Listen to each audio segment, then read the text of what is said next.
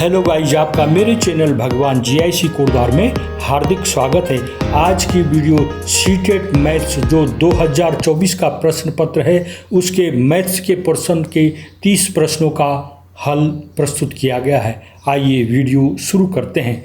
प्रश्न है NCF 2005 की सिफारिशों के अनुसार प्राथमिक विद्यालय का गणित पाठ्यक्रम होना चाहिए।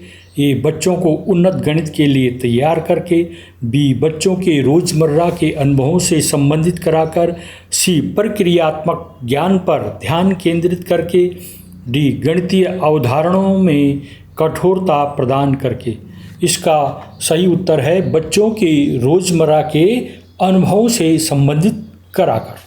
प्रश्न, यदि x बराबर -23 + 22 प्लस ब्रैकेट -23 + 22 अप टू 40 पद तक और इसी तरह y बराबर 11 + -10 + 11 + -10 20 पद तक, तब y - x का मान होगा।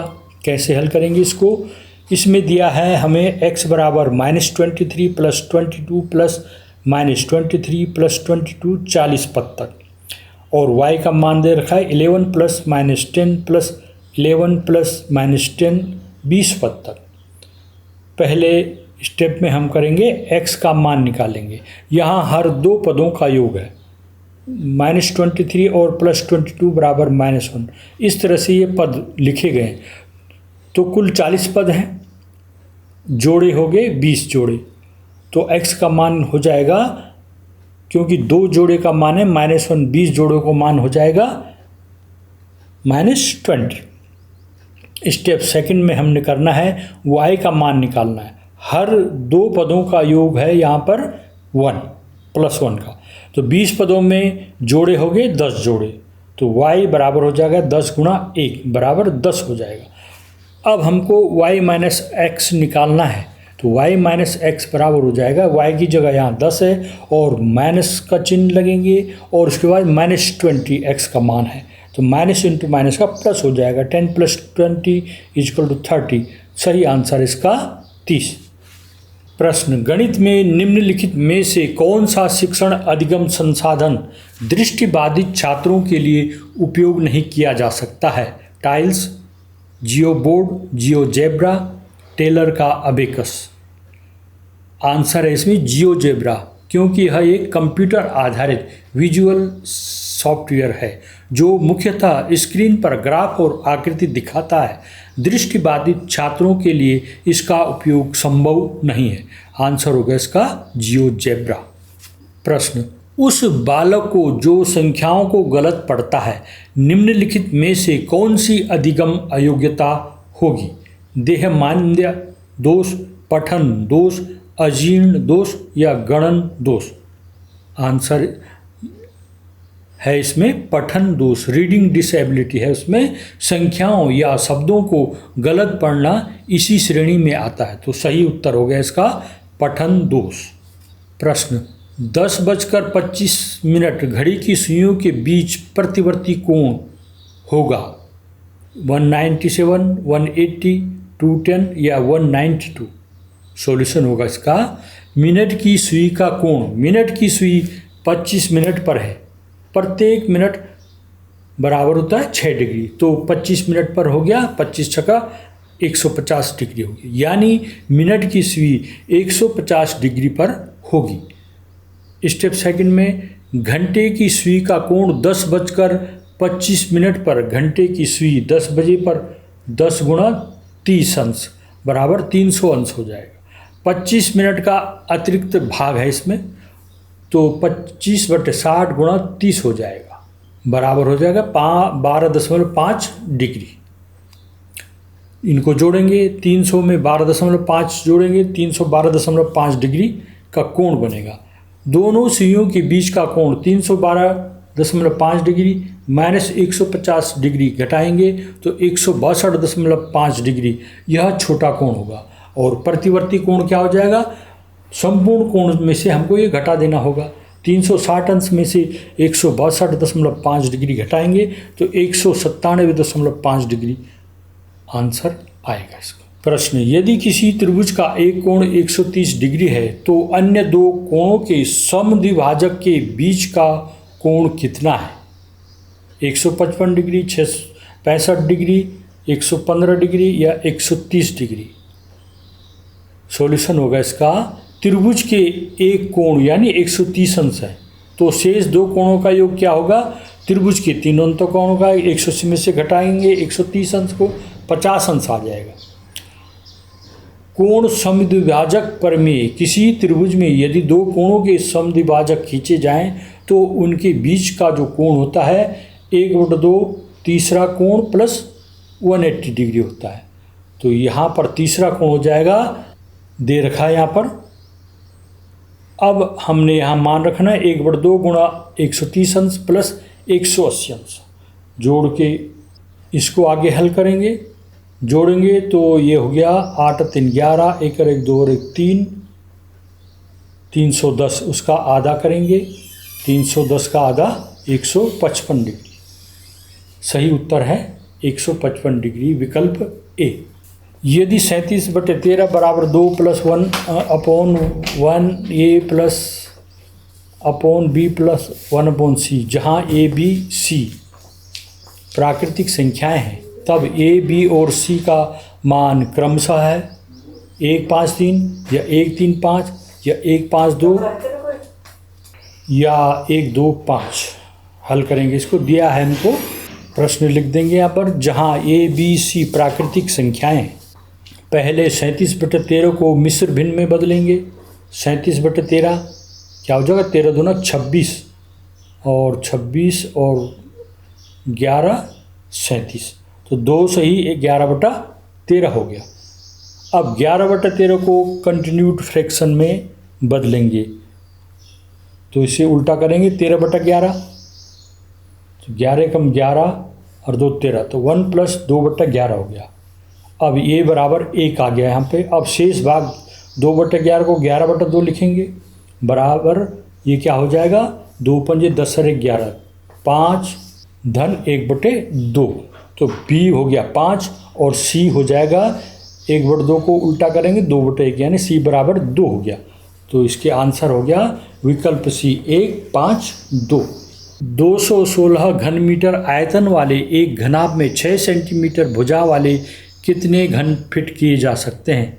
10 की घात 5, 10 की घात 4, 10 की घात 3 या 10 की घात 6। सॉल्यूशन होगा इसका, घनाभ का आयतन दिया है हमको 216 घन मीटर, इसे घन सेंटीमीटर में बदलना है। एक घन मीटर में बराबर होता है 100 सेंटीमीटर का क्यूब कर देना, यानी 10 की घात 6 हो जाएगा घन सेंटीमीटर। तो 216 घन मीटर हो जाएगा 216 गुणा 10 की घात 6 घन सेंटीमीटर। छोटे घन का आयतन की भुजा 6 सेंटीमीटर, आयतन 6 की घात 3 माने 216 घन सेंटीमीटर। अब कितने घन फिट होंगे? यहाँ पर घनाभ का आयतन बटे घन का आयतन से भाग देंगे घनाभ के आयतन में, 216 गुणा 10 की घात 6 बटे 216, 216 से 216 कट जाएगा, 10 की घात 6 इसका आंसर आएगा। प्रश्न, निम्नलिखित में से कौन सा गणित में अर्थपूर्ण सीखने का सिद्धांत नहीं है? उपयोगिता का सिद्धांत, रटकर सीखने का सिद्धांत, अभ्यास का सिद्धांत और मानसिक शक्तियों के उचित उपयोग का सिद्धांत। देखते हैं। ए, उपयोगिता का सिद्धांत, यह गणित को जीवन से जोड़ता है, अर्थपूर्ण सीखने का हिस्सा है। बी, रटकर सीखने का सिद्धांत, ये गलत है, यह केवल याद करने पर आधारित है, अर्थपूर्ण सीखने का सिद्धांत नहीं है। अभ्यास का सिद्धांत, अभ्यास से समझ और दक्षता बढ़ती है, यह अर्थपूर्ण सीखने का हिस्सा है। डी, मानसिक शक्तियों के उचित उपयोग का सिद्धांत, यह भी अर्थपूर्ण सीखने का सिद्धांत है। तो इसमें जो अर्थपूर्ण सीखने का सिद्धांत नहीं है वो है रटकर सीखने का सिद्धांत। विकल्प 20 का आंसर है। जुड़वा अभाज्य संख्याएं हैं, ट्विन प्राइम नंबर्स, 15 17 या 41 43, 31 33 या 31 41। देखते हैं इसको। जुड़वा अभाज्य संख्या है, ट्विन प्राइम नंबर्स वे अभाज्य संख्याएं होती हैं जिनके बीच का अंतर 2 होता है। विकल्पों का विश्लेषण करते हैं। 15 और 17, 2 का अंतर तो है लेकिन 15 भाज्य संख्या है। 41, 43 दोनों अभाज्य हैं और अंतर भी इसमें 2 है, तो ये सही है। प्रश्न, नई स्थिति में पिछली सीखी गई सामग्री का उपयोग करना क्या कहलाता है? समझ, अनुप्रयोग, ज्ञान या विश्लेषण? आंसर है इसका विकल्प बी, अनुप्रयोग। प्रश्न 2, निम्न में से कौन 5 की घात 71 प्लस 5 की घात 72 प्लस 5 की घात 73 को पूर्णतः विभाजित कर देगा? तो ये यूटेट का गणित का प्रश्न पत्र है, ये सीटेट के गणित के प्रश्न पत्र से हार्ड आता है। मेरे कई साथियों ने बोला कि ये इनमें काफ़ी अंतर आता है। वास्तव में सीटेट का पेपर उतना कठिन नहीं आता। हल करते हैं इसको। दिया गया 5 की घात 71 धन 5 की घात 72 धन 5 की घात 73। कॉमन फैक्टर निकालना पहले। सबसे छोटा घातांक है यहाँ 5 की घात 71, इसे बाहर निकाल कर देखते हैं। 5 की घात 71 और अंदर हो जाएगा 1 प्लस 5 प्लस 5 की पावर 2। ये 5 की घात 72 मैंने 5 की घात 71 बाहर हो गया, 5 की घात 1 रहेगा तो 5 लिख सकते हैं। 5 की घात 73 में 5 की घात 71 बाहर आ गया, 2 बच गया 5 की घात 2। इसको अब ठीक करेंगे। ये अंदर क्या है, 1 धन 5 धन 25, यानी 25 से 5 तीसरा 31, तो पूरा व्यंजक बन जाएगा 5 की घात 71 गुणा 31। अब देखते हैं कौन सा विकल्प इसे पूर्णतः विभाजित करेगा। यह संख्या 5 की घात 71 गुणा 31 है, अर्थात यह 31 और 5 दोनों से विभाज्य है। अब विकल्प देखते हैं। 150, इसमें 2 की घात 2 गुणा 3 गुणा 5 की घात 2 है, तो इसमें 31 नहीं है, ये गलत हो गया। बी में देखें 155, 31 पंजे 155, इसमें 31 भी है और 5 भी है, तो इसमें आंसर होगा इसका विकल्प बी 155। नेक्स्ट प्रश्न, यदि x बराबर -1 की पावर 1 प्लस -1 की पावर 2 और लास्ट में अंतिम पद है -1 की पावर 2009। इसी तरह y बराबर -1 की पावर 1 माइनस -1 की पावर 2 प्लस -1 की पावर 3, अंतिम पद है -1 की पावर 2009। दिया है x बराबर x, ये हमने लिख दिया है, y का मान भी लिख दिया है। अब -1 2009, इसको देखते हैं, x का मान निकालें। ओड पावर पर, विषम घात पे क्या है, -1 होता है। इवन पावर पर -1 की पावर -1 की पावर 2 4, उसमें आंसर प्लस में आता है, तो x में पद अल्टरनेट होंगे, -1 + 1 -1 + 1। कुल 2009 पद हैं, तो ओड संख्या हर 2 पदों का योग 0 हो जाएगा। एक बार -1 है, एक बार +1 है, और 2008 तक पदों का योग 0 है। आखिरी पद 2009, ये -1 की पावर 2009 क्या होगा, -1 होगा, तो x बराबर तो -1 आ जाएगा। y को देखते हैं, -1 की पावर -1, -1 की पावर 2, -1 की पावर 3, -1 की पावर 4। अब इसमें देखते हैं -1 की पावर 1 -1 की पावर 2, ये हो जाएगा -1 और ये प्लस हो जाएगा, फिर बाहर माइनस का चिन्ह है तो माइनस हो जाएगा, -1 बराबर। इसी तरह आगे -1 की पावर 4, -1 और -1 बराबर -2 हो जाएगा। हर 2 पदों का योग क्या हो रहा है, -2। कुल 2009 पद है। संख्या 2008 पदों तक 2008/2 यानी 1004 जोड़े हो गए, और जोड़ों का प्रत्येक जोड़े का योग -2 है, तो इसको गुणा कर देंगे इसके साथ, -2008 आ गया। आखिरी 2009वां पद क्या हो जाएगा, -1 2000 की पावर 9 बराबर -1। y बराबर हो जाएगा -2008 -1 बराबर -2009। तो x माइनस वाई निकालना है, तो x माइनस वाई बराबर क्या हो जाएगा, x का मान -1 आया था और माइनस, और y का मान है -2009, तो -1 ये माइनस इंटू माइनस का प्लस 2009 हो गया, बराबर इसको हल करेंगे 2008 आएगा, विकल्प 20 का आंसर होगा।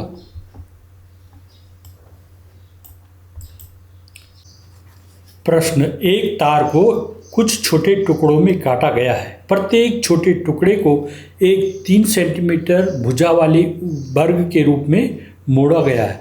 यदि सभी छोटे वर्गों का कुल क्षेत्रफल 108 वर्ग सेंटीमीटर हो तब तार की वास्तविक लंबाई ज्ञात कीजिए।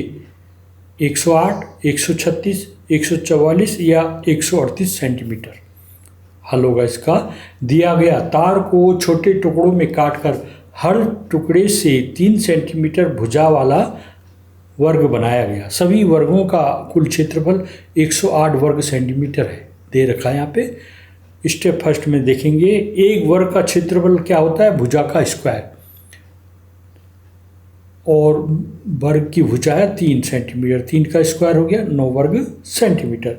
दूसरे में कुल वर्गों की संख्या निकालनी है, 100 कुल क्षेत्रफल है 108 वर्ग सेंटीमीटर, उसमें 9 वर्ग सेंटीमीटर का भाग देंगे, 9 एकम 9 और 9 दूना 18, 12 आ गया, तो कुल छोटे वर्गों की संख्या होगी 12। एक वर्ग बनाने में तार की लंबाई वर्ग का परिमाप, एक वर्ग बनाने में तार की उतनी लंबाई लगेगी जितना वर्ग का परिमाप होगा, तो 4 गुणा गया 3, 4 तियां 12 सेंटीमीटर। वर्ग की भुजाएं 4 भुजाएं होगी और एक भुजा की लंबाई 3 है, 4 तियां 12 सेंटीमीटर हो गया। कुल तार की लंबाई 12 गुणा गया 12 बराबर 144 सेंटीमीटर।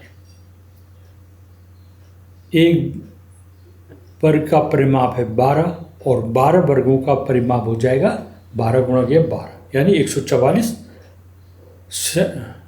सेंटीमीटर।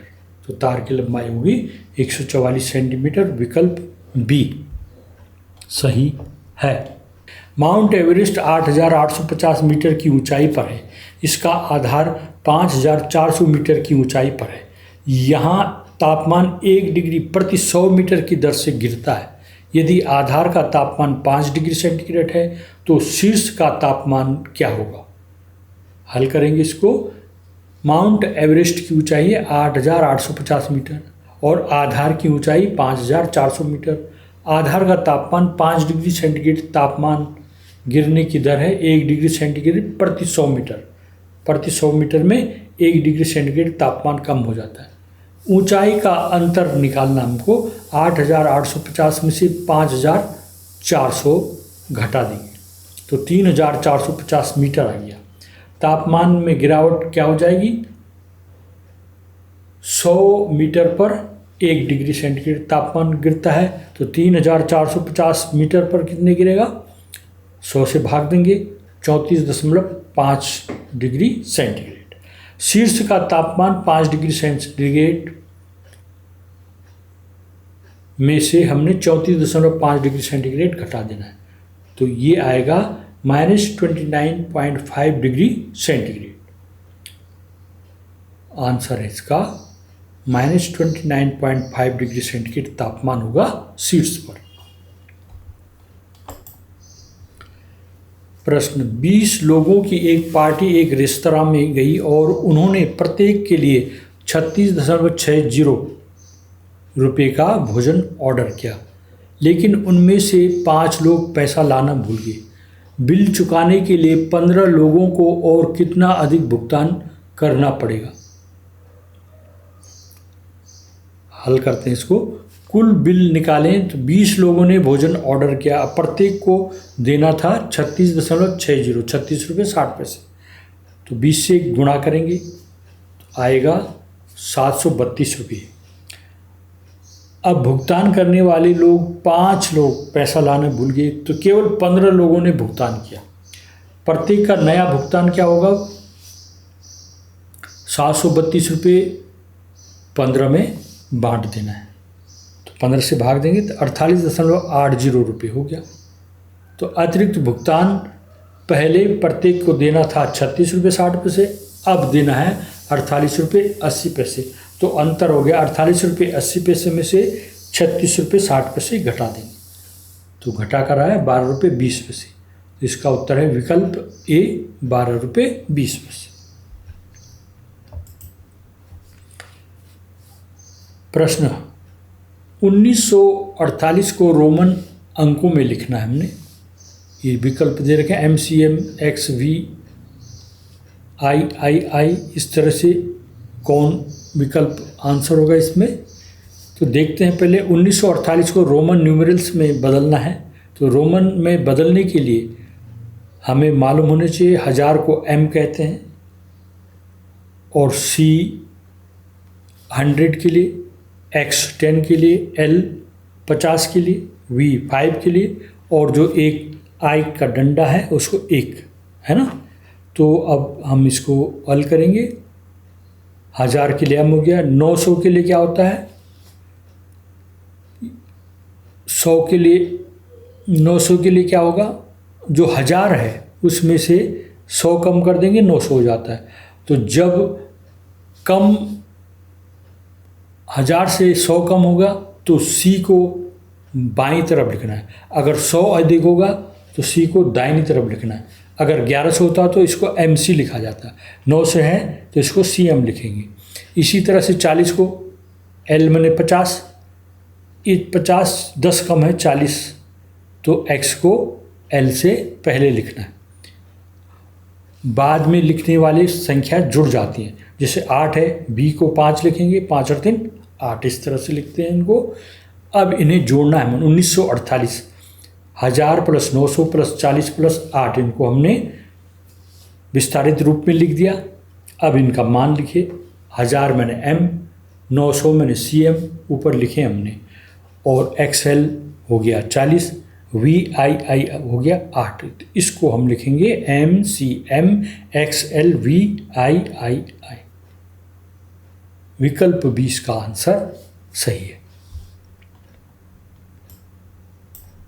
गणित के शिक्षण में मूल्यांकन किया जाना चाहिए सीखने के अनुभव प्रदान करने के समय, सीखने के अनुभव प्रदान करने के समय, उद्देश्यों के स्पष्टीकरण के समय, उद्देश्यों के स्पष्टीकरण एवं सीखने के अनुभव प्रदान करने के पश्चात, या इनमें से कोई नहीं। सॉल्यूशन होगा विश्लेषण करते हैं। विश्लेषण गणित के शिक्षण में मूल्यांकन का उद्देश्य यह देखना होता है कि क्या उद्देश्य पूरे हुए हैं और क्या सीखने के अनुभव से अपेक्षित परिणाम प्राप्त हुए हैं। इसलिए मूल्यांकन केवल शुरुआत में नहीं बल्कि उद्देश्यों के स्पष्टीकरण एवं सीखने के अनुभव प्रदान करने के पश्चात किया जाना चाहिए। सही उत्तर है उद्देश्यों के स्पष्टीकरण एवं सीखने के अनुभव प्रदान करने के पश्चात। निम्न सम अष्टभुज में समरूपता की कितनी रेखाएं हैं? 0, 1, 2 या 8। शीर्षों से गुजरने वाली रेखाएं विपरीत कोणों को जोड़ती हैं। भुजाओं के मध्य से गुजरने वाली रेखाएं विपरीत भुजाओं के मध्य बिंदुओं को जोड़ती हैं। तो कुल 8 क्या है? सममित रेखाएं। इसमें सम अष्टभुज में 8 भुजाओं वाला नियमित बहुभुज है, जो उसमें समरूपता की रेखाओं की संख्या हो गई 8। सूत्र क्या होता है इसका? किसी नियमित n भुजा में समरूपता की रेखाएं बराबर n सिमेट्री लाइंस 8 है यहाँ पे। विकल्प डी सही है। प्रश्न 1 से 1/3 प्लस 1 से 1/3 प्लस 1 से 1/9 में वह छोटी सी छोटी भिन्न क्या जोड़े जिससे परिणाम पूर्णांक बन जाए। इसको पूर्णांक बनाना है, 1, 2, 3, 4, 5 कुछ भी, तो वो भिन्न जोड़ेंगे 4/5 या 3/5 या 2/9 या 1/5। अब दिया गया है 1 से 1/3 प्लस 1 से 1/3 प्लस 1 से 1/9 जोड़ करना है हमको। इनको पहले मैंने विषम भिन्न में बदल दिया है। 3 कम 3 और 1 4, 4/3 4/3, 9 कम 9 और 1 10, 10/9। 9 इसका एलसीएम हो गया, 3 3 9, 3 चौक 12 हो गया, 12 प्लस 12 प्लस 9 कम 9, 10 कम 10, 34/9 हो गया। इसको फिर सरल करेंगे। इस विषम भिन्न को संयुक्त भिन्न में बदलेंगे। 9 × 27 और 27 और 7 34, तो 3 से ही 7/9 हो गया। पूर्णांक बनाने के लिए कौन सी भिन्न जोड़ेगी? ये पूर्णांक हो जाए, 3 पूर्णांक है। अब हमें p/q जो 7/9 है उसमें कितना जोड़ना है कि यह पूर्णांक हो जाए, उसमें p/q जोड़ेंगे बराबर 1। तो p/q बराबर 1 - 7/9, 9 × 9, 9 में से 7 गया 2, 2/9 और जोड़ेंगे। तो इस प्रकार से ये पूर्णांक संख्या हो जाएगी, 3 और 1 4 हो जाएगा। प्रश्न, 2 वर्गों की भुजाएं क्रमशः x सेंटीमीटर तथा 2x + 1 सेंटीमीटर है। उनके परिमापों का योगफल 100 सेंटीमीटर है। उनमें से बड़े वर्ग का क्षेत्रफल है। 4 विकल्पों में से कौन होगा देखते हैं। परिमापों का योग 2 वर्ग हैं। पहला वर्ग की भुजा x सेंटीमीटर, परिमाप हो गया 4x, भुजा गुणा गया 4। दूसरे वर्ग की भुजा 2x + 1 है, परिमाप क्या हो जाएगा, चारों भुजाओं को जोड़ दो या 4 से गुणा कर दो। 4 × 2x + 1, 4 दूना 8, 8x + 4, कुल परिमाप हो गया 4x + 8x + 4। जोड़ेंगे इसको, 8 × 4 12x + 4 हो गया। दिया गया है शर्त प्रश्न के अनुसार 12x - 4 = 100, यानी कुल परिमापों का योगफल 100 है। तो 12x - 4 = 100 हो जाएगा।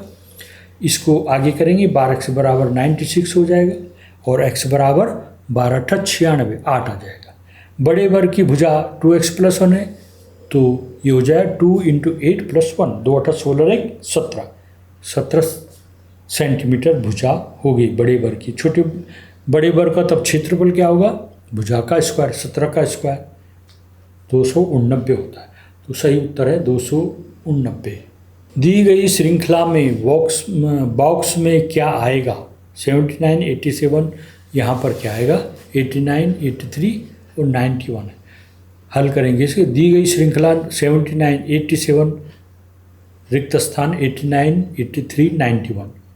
पैटर्न देखना इसमें, क्रम से 79 हो गया 87, 8 जुड़ गया।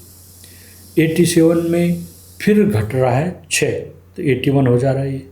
फिर 81 में 8 जुड़ रहा है तो 89 हो जा रहा है। फिर 6 घटाएंगे, 89 में 6 घटाएंगे 83 हो जा रहा है। फिर 83 में 8 जोड़ेंगे तो 91 हो जा रहा है। इस तरह से यहाँ पर 8 - 6 8 - 6 इस क्रम से आ रहा है। तो यहाँ पर हमको 79 + 8 = 87 और 87 - 6 = 81 करना है। तो 81 इसका आंसर आएगा, विकल्प बी। यदि a³ = 1 + 7, 3³ = 1 + 7 + b और 4³ = 1 + 7 + c, तब a + b + c का मान देना है। दिया है a³ = 1 + 7, 3³ = 1 + 7 + b, 4³ = 1 + 7 + c। Step first है, a³ = 1 + 7 है, तो 7 + 1 8 हो गया। a³ = 8, तो a का मान आ जाएगा 2, घनमूल निकालेंगे 8 का, भुजा आ जाएगी 2, ये आ जाएगा 2। 3 की घात 3 = 1 + 7 + b, 3 की घात 3, 3 × 3 होती है 27, 3 का घन, 8 + b हो गया। b का मान क्या हो गया यहाँ पे 27 में से 8 को माइनस कर देंगे, 19 आ गया। फिर 4³ = 1 + 7 + c दे रखा है। 4³ 4 का घन 4 × 16 × 64 हो गया और 7 और 1 8 + c, तो c का मान क्या हो गया 64 में से 8 घटा देंगे, कितना आ गया 56। तो a + b + c का मान क्या होगा, a है 2, b है 19 और c है 56। इनको जोड़ देंगे, जोड़कर 77 आएगा। विकल्प सी इसका आंसर होगा। निदान का कार्य है वर्गीकरण, सीखने की कमजोरी पहचानना, व्युत्पत्ति फलन, उपरोक्त सभी। निदान से शिक्षक यह निष्कर्ष निकालते हैं कि समस्या का कारण क्या है और आगे क्या सुधार किया जा सकता है। यानी निदान केवल एक कार्य तक सीमित नहीं है, बल्कि यह सभी कार्यों को सम्मिलित करता है। सही उत्तर है उपरोक्त सभी।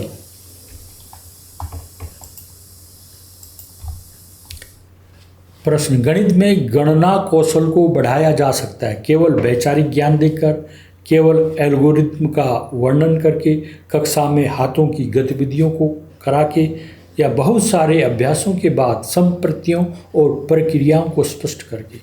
आंसर इसका विकल्प डी, बहुत सारे अभ्यासों के बाद संप्रतियों और प्रक्रियाओं को स्पष्ट करके। गणना कौशल तभी विकसित होता है जब विद्यार्थी बार बार अभ्यास करे और साथ ही संप्रत्यय यानी कॉन्सेप्ट्स और प्रक्रियाएं प्रोसेस को स्पष्ट हो। उससे सही उत्तर हो गया बहुत सारे अभ्यासों के बाद संप्रत्ययों और प्रक्रियाओं को स्पष्ट करके। 10 संख्याओं का माध्य 0 है। यदि इन संख्याओं में 72 और -12 को शामिल कर लिया जाए तो नया माध्य क्या होगा? हल करते हैं। प्रारंभिक स्थिति में 10 संख्याओं का माध्य 0 है। इसका मतलब है कि उन 10 संख्याओं का जो योग है 0 हो गया। 10 गुणा के 0 बराबर 0। संख्याओं की कुल संख्याएं 10, नई संख्याएं 72 और -12। तो 10 संख्याएं तो हो गया 0, 11वीं होगी 72 और 12वीं होगी -12। इन सबको जोड़ेंगे तो 60 आ गया। अब कुल संख्याएं होगी 10 और 12। इन संख्याओं का योग है 60। नया माध्य क्या होगा? योग संख्याओं का योग बटे कुल संख्याएं 60 बटे 12, 12 पंजी 60। विकल्प डी इसका आंसर है। प्रश्न, नीचे दिए गए पाई चार्ट में किसी कृषि फार्म में चावल, गेहूं, दाल व सब्जी के कुल उत्पादन का तुलनात्मक अध्ययन किया गया है। पाई चार्ट का अध्ययन कर निम्नलिखित प्रश्नों के उत्तर देने। पहले पाई चार्ट को समझ लेते हैं हम। ये 30% गेहूँ, 20% सब्जी, 10% दाल और 40% चावल है। इसमें गेहूं के उत्पादन के लिए केंद्रीय कोण निकालना है। क्या होगा? सॉल्यूशन करेंगे। पाई चार्ट में गेहूं का उत्पादन 30% है। केंद्रीय कोण निकालने का सूत्र क्या होता है? केंद्रीय कोण बराबर पाई चार्ट का जो गेहूं का क्षेत्र है 30% बटे 100 गुणा संपूर्ण कोण 360 अंश का कोण बनेगा। तो इस तरह से 30 बटा 100 गुणा 360 करेंगे। 30 का 0 भी कट जाएगा, 0 360 का 0 भी कट जाएगा। 36 गुणा गया 3 करेंगे, 3 6 18, 3 3 9 10, 108 डिग्री हो गया। तो विकल्प 108 डिग्री कहाँ पर है? विकल्प सी इसका आंसर हुआ। ये केंद्रीय कोण निकालने का है। अब ये अगला सवाल अनुपात का दे रखा है। उपरोक्त पाई चार्ट के अनुसार गेहूं और चावल के कुल उत्पादन का सब्जी और दाल के कुल उत्पादन से अनुपात क्या है? पाई चार्ट के अनुसार प्रतिशत चावल 40% और गेहूं 30%, 40 और 30 70% होगी। सब्जी और दाल, सब्जी 20%, दाल 10%। इनका योग हो गया प्रतिशत योग 20 और 10 30%। अब इनका अनुपात निकालना है। तो एक 70% है, एक 30% है। 70 अनुपात 30, 0 0 कट जाएंगे, 7 अनुपात 3। विकल्प ए इसका आंसर होगा। एक अनुपात वाला है, अब एक है मात्रा वाला, कितना उत्पादन हुआ। यदि कृषि फार्म में चावल, गेहूं, दाल व सब्जी का कुल उत्पादन 50,000 किलोग्राम हो तो चावल का उत्पादन बताना। इसमें चावल का प्रतिशत क्या है? 40% है। कुल उत्पादन हुआ 50,000 किलोग्राम, तो 50,000 किलोग्राम 100% है। चावल का प्रतिशत पाई चार्ट के अनुसार 40% है। तो चावल का उत्पादन हो जाएगा, जो कुल उत्पादन है 50,000 किलोग्राम गुणा 40/100। नीचे के 2 शून्य और उधर के 2 शून्य कर देंगे, 500 गुणा 400 हो जाएगा। तो इसको आपस में गुणा करेंगे तो 20,000 किलोग्राम। तो विकल्प डी इसका आंसर होगा। इस तरह से इन प्रश्नों का हमने अभ्यास करना है